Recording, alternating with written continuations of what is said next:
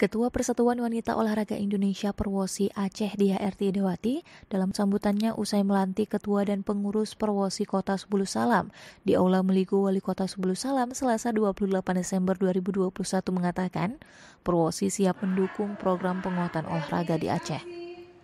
Pengurus Perwosi harus ambil bagian dalam upaya pemerintah untuk melakukan penguatan olahraga di daerah dan di Indonesia secara lebih luas.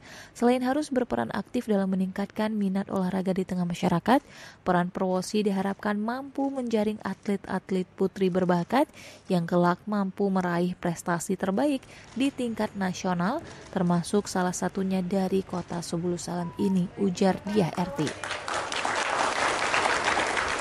Untuk mewujudkan tekad dan harapan tersebut, Diah RT mengajak pengurus Perwosi untuk berkolaborasi bersama Pemko dan semua pihak untuk memperbanyak kegiatan olahraga untuk memberi ruang bagi perempuan dan anak berpartisipasi.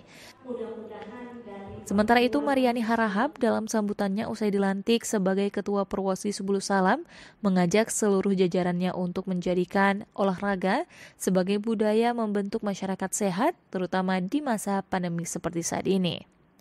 Dukungan kehadiran Perwosi juga disampaikan oleh Ketua Komite Olahraga Nasional Indonesia KONI Sebulu Salam, Ade Fadli Pranata Bintang, yang saat ini juga menjabat sebagai Ketua DPRK Sebulu Salam.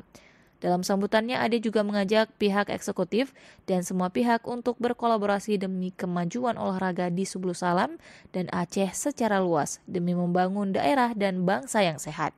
Sementara itu, Wali Kota Sebulu Salam Afan Alfian Bintang dalam sambutannya mengaku optimis bahwa para pengurus yang baru dilantik dapat berkontribusi bagi upaya peningkatan prestasi dan pembinaan atlet, khususnya atlet perempuan dan anak.